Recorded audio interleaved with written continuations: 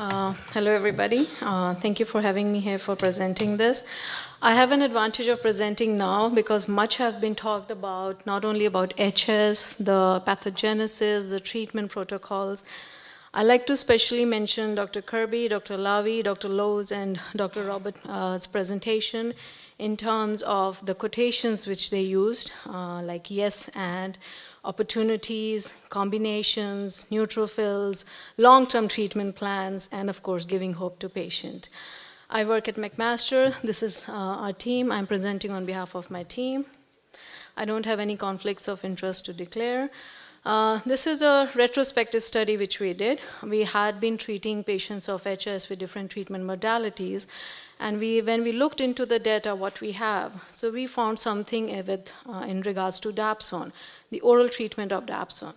So this study was to evaluate the effectiveness of Dapsone as a single treatment modality and in combination, which is something which we found very effective with other therapies for HS treatment. So hidradenitis suppurativa, we are here because we are all passionate about this condition. At one point, this was called an orphan disease. Nobody wanted to own, but I think now we have too many people who want to adopt this disease. So it's a chronic inflammatory condition, which we had a long debate with or without microbiome involved, but we all agree there is some kind of inflammation which is there, which has undergone a lot of recent modification, not only in terms of its etiology, pathogenesis, and of course in terms of treatment plans. Dapsone, all of us, we use Dapsone as a dermatologist. Most of us are dermatologists here for its anti-inflammatory role. But we found it having a low evidence as a treatment modality for hidradenitis suppurativa. So traditional therapies which have been used has been systemic antibiotics, retinoids, immunomodulators, anti-androgens, surgeries. But we all know the rule of the disease. It comes back, right?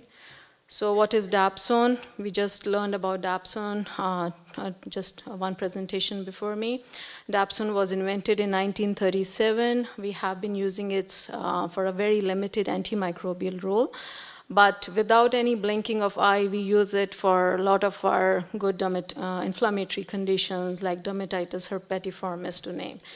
So soon after an antimicrobial role was discovered, it came into limelight with its anti-inflammatory role as well.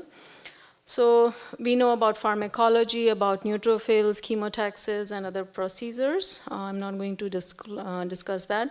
I'm just going to present my data for the study.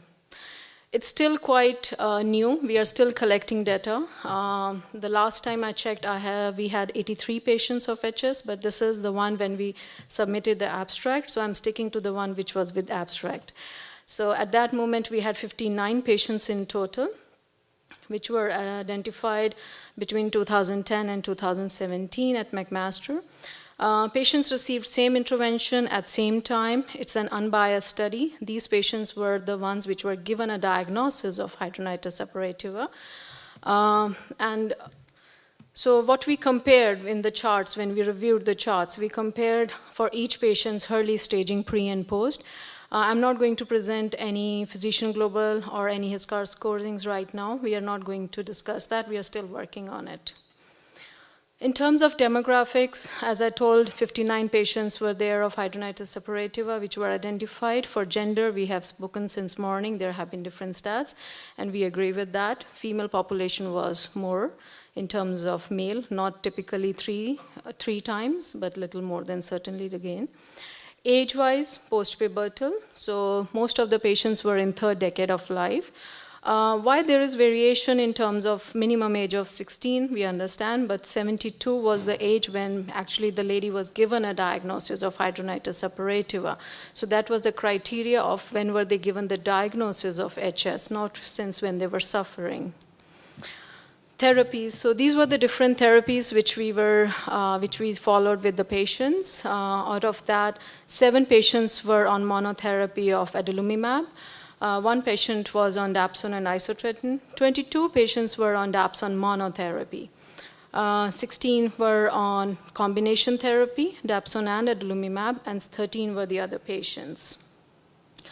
So this was something which we found in the data, the Dapsone monotherapy. So when they were put on monotherapy, what were the staging, what they had with early staging, and post-treatment, which was quite interesting.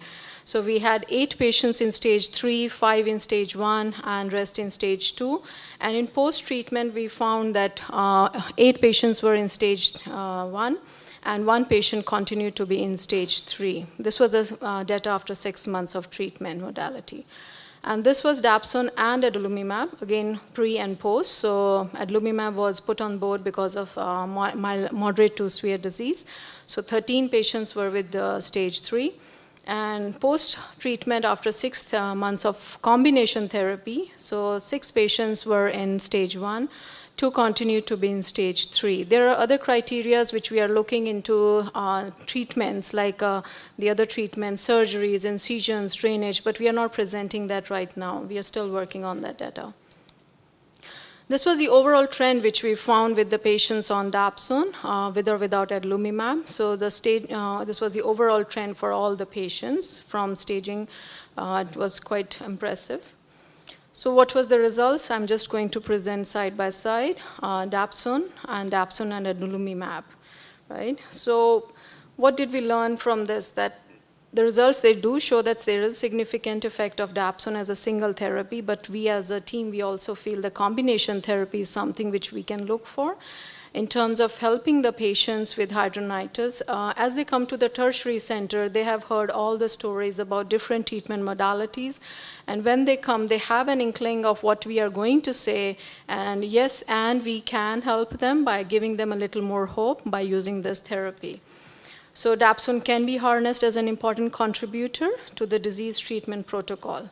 And again, another important question is, can we discuss the combination therapies? Not only in terms of combination of different medical modalities, of course we have discussed about medical and surgical, but there is certain other treatments which are there in our guidelines. Dapsone comes as a third line in our guidelines. It's quite cost-effective medication. In terms of side effects, we have learned a lot about like side effects, methemoglobin, but we have been using Dapsone for a lot of other conditions without even blinking eye. We start as a treatment, first treatment line. So we just need to look at a bigger picture here with Dapsone and HS. So this is just a question I wanted to put forward. Can it be moved from backbencher to front runner? These are my references. Thank you.